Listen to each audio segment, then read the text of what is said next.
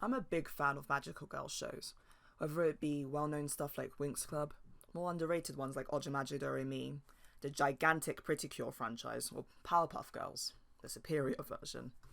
But there's a certain magical girl show out there called Bala the Fairies.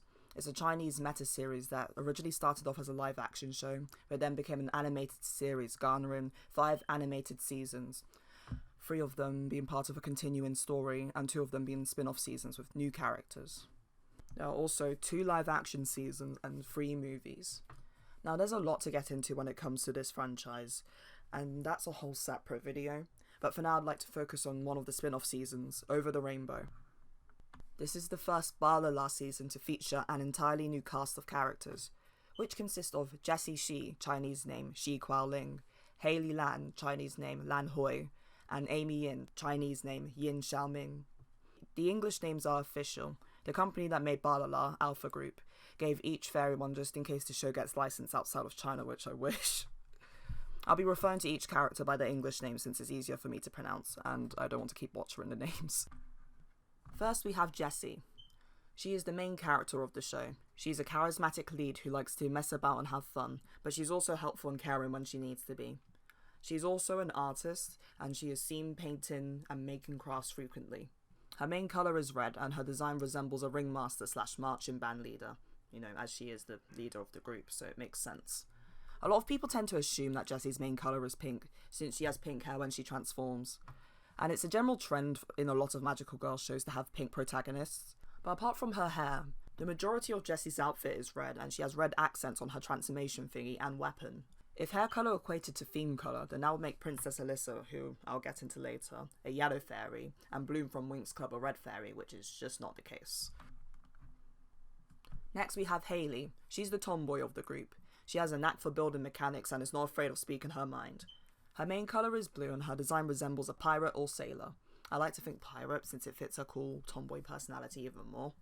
She definitely has my favourite design out of the 3, but I guess the best girl has to have the best outfit.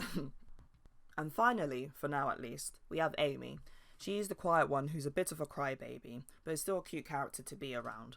Her main colour is yellow, and her design is the most traditional looking fairy outfit that fits a more cute and meek personality.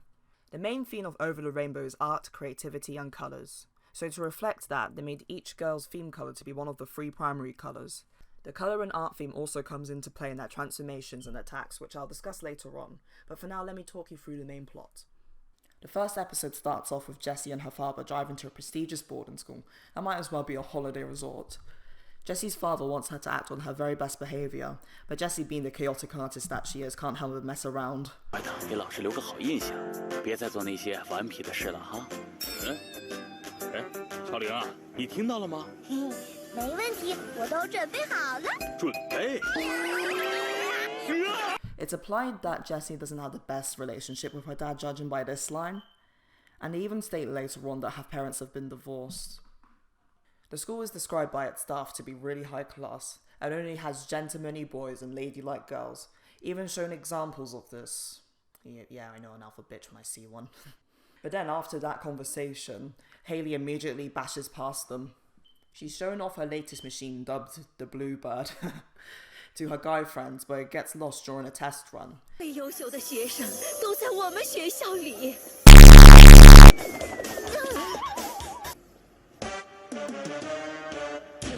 东西呢？别急。Jessie ends up finding it later on after a dispute with the bully characters. Once Jessie gets sent to her dorm, she ends up meeting the other 2. She returns the Bluebird to Hailey and they end up hitting it off great. After that, they get sent to an etiquette class, where the snobby girl from before continues being a bitchy snob, but she ends up getting her comeuppance near the end. Enraged by this, Snob Girl orders her lackeys to do something about Jessie, and they lock her in a storage room, but this ends up working out in her favour because that's where she makes her first magical encounter. 2 pixie-like animal creatures appear. 苞米，这是什么地方？我们在哪里呢？这里怎么乱七八糟的？看着就不像魔法世界。真的会有魔仙吗？他想吃掉我们！这哪是什么魔法世界呀？Jessie was accidentally transported to a magical world, which I will dub as the Rainbow Kingdom. She is understandably confused, but is also in awe of the place. The Pixies contemplate transporting her back home, but Jessie's having none of it. After the commotion, the leader Pixie explains the land to her. The Rainbow Kingdom is a place run by color power, and she's the princess of it, Princess Alyssa. Yeah, it said we'd get to her. She was once a ruler here along with her parents, but was unfortunately cursed by the show's villains, the Black Bean Soldiers, who want to declare war on the place and steal all of its color power. Alyssa was the main force who was trying to stop them, and was a big threat towards their cause. So she got turned into a pixie and now has her magic limited. The curse ends up being broken though, and she ends up joining the main group after episode 26. Jessie by her nature wants to help them. They initially think that a simple human can't help with their kingdom troubles, but Alyssa has an idea, to give her powers and weapons to transform into a fairy. Oh, and there's also some Black Bean Soldiers around stealing the colour that they need to stop as well. These soldiers are more of the minions of the villains rather than the main ones, so they're not aware that the princess is a cursed fairy. A mistake transforms Jessie as the princess and run off. Jessie is excited about all this and wants to learn some magic spells, but then gets sent back to school. Her friends are relieved to see her safe and sound. This was a really strong introduction to the main characters. It showed a good part of what school life for Jessie will be, and established the character's personality and quirks as well. Though obviously more attention was put on Jessie, but the other two got a chance to show a part of themselves as well, which would hopefully be expanded upon in future episodes. Now I want to talk about the more technical aspects, like the animation, design and all that stuff. I find this show's art style and design very appealing. All of the characters, including the main and side ones, have distinct and clear designs that make them stand out from each other. And they're not afraid to distort and shift the style for comedy, which can make for some really funny faces and moments. Even the villain designs look good. They all fit a clear theme, but their body shapes are distinctive enough for them to not feel so samey. Previous Barla seasons, while having good designs for the main fairies, the background characters don't tend to be that interesting or stand out well, at least to me. And I'm sorry, but some of the old villain designs were just downright ugly. The animation is pretty good. Like I mentioned before, I like how they change it up a bit for comedic moments. And it works for what the show is, though there are some times where it looks a tad bit choppy and the characters sometimes go off model. But the animation is definitely the best during its transformations, which makes sense since it's essentially stock footage. They also added this slight haze effect over everything. I'm not sure if it will show up on the picture I have, but it just adds to it, it just makes it look nice. The show does use a bit of CGI for its weapons and devices that would be tricky to animate in 2D, but it doesn't really mesh that well with the environments. To be honest, Bannerlord never has really used CG meshing with 2D one in the past, besides Ocean Magic 2nd season, which looks amazing. It's a shame that after episode 26, the animation downgraded to puppet-style animation, which I don't think suits the show's art style at all. They got rid of the nice thick lines around the edges, which is a shame, but I assume it was done for budgetary reasons, and we can't expect Find a Melody animation for every season. My god, that season was actually gorgeous. What I like about this season is how cohesive and unique the transformations are. The girls have to draw out their power from an object with their respective colour in order to transform. So Jessie gets her power from red things, Hailey from blue things, etc.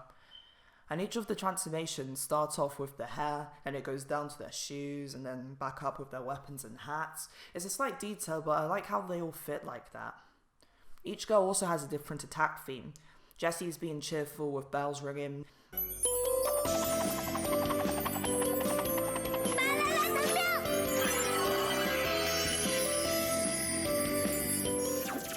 Hailey has one with a rocking guitar.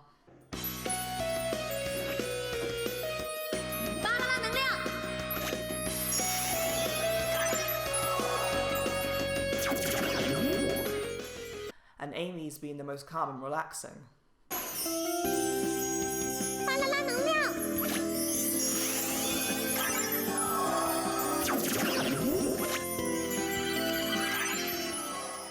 They reflect each girl's personality and are a bop to listen to. In fact, the entire show has a good soundtrack.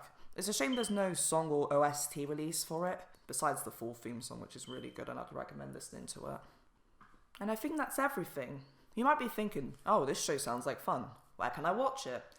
And well, that's kind of hard because while the episodes are officially uploaded to YouTube, there's no subtitles for it unlike previous seasons uploaded there.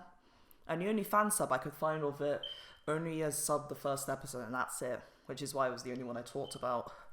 And it's such a shame as well, because I think Over the Rainbow is the most underrated out of all of the Balala series, and it not being sub makes it harder for Western viewers to access and see.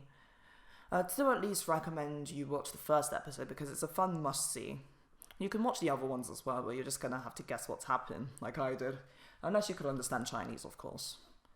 Now, when I said I thought Over the Rainbow was the most underrated Balala season, that might sound a bit weird since all of Balala is underrated. Now, the first couple of seasons have the nostalgia factor for people to come back to, and Ocean Magic, which is the currently running season, will have people's interest because it's fresh and, has like the cool ocean theme that everyone likes. But Over the Rainbow is just kind of there. It was the first season to include a new set of characters, so it might put off some fans of the old series and be like, oh, who are these people? I don't know them, I'm not watching this. Which is a shame because I honestly think Over the Rainbow is the best one out of all of them. It's definitely my favourite. It's kind of the middle child out of the Balala series. But yeah, those are my thoughts on Balala Over the Rainbow. So I hope you enjoyed that and thanks for watching.